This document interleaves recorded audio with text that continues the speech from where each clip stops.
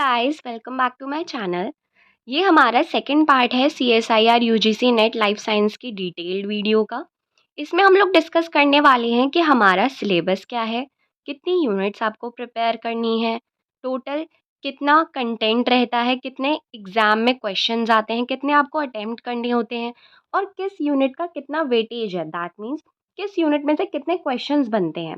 सबसे पहले तो हम लोग यहाँ देख रहे हैं जैसे कि 13 यूनिट्स हैं।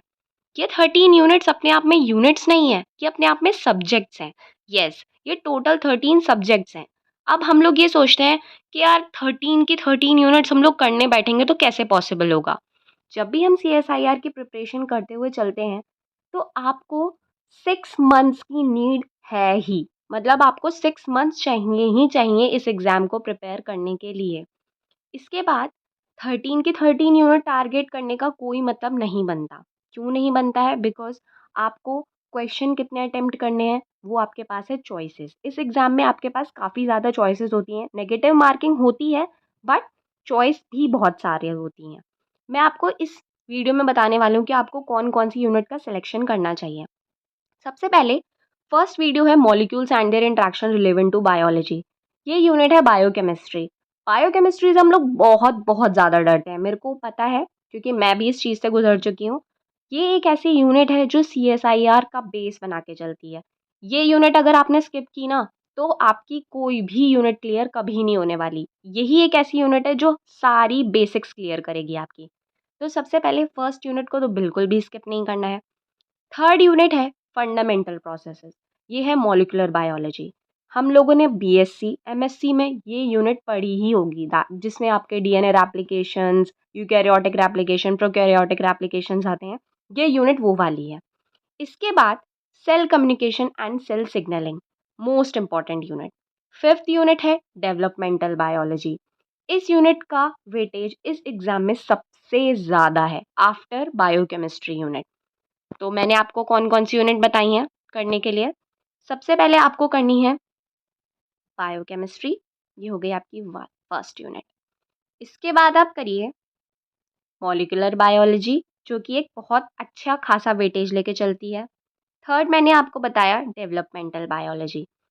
अब अगर आपने अपने MSc में ज़ूलॉजी लिया था या फिर बॉटनी लिया था, तब आप प्लांट और एनिमल में से कोई एक चूज़ कर लो। दैट मीन्स अगर आपने बॉटनी चूज़ किया था अपने BSc या MSc के टाइम पे, अगर आप बॉटनी की फील्ड से हैं, तब आप लोगों को प्लांट वाली यूनिट करनी चाहिए। वहीं अगर आप ज़ूलॉजी की फील्ड से हैं, तब आपको एनिमल वाली करनी चाहिए।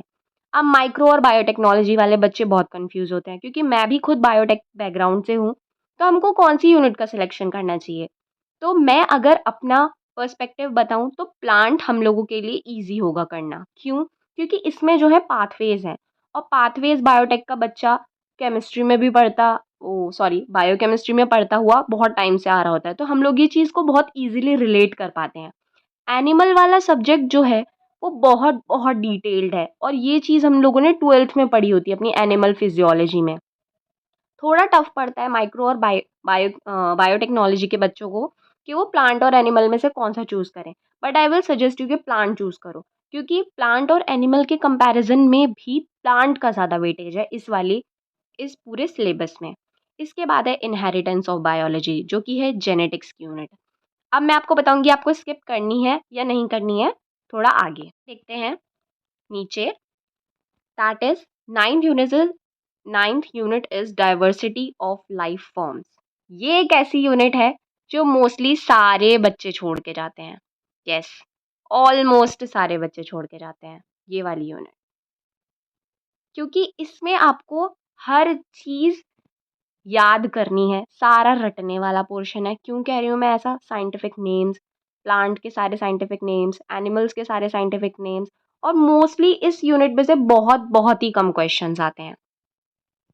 इसके बाद है इकोलॉजी और evolution, most most and most important unit of CSIR net life science.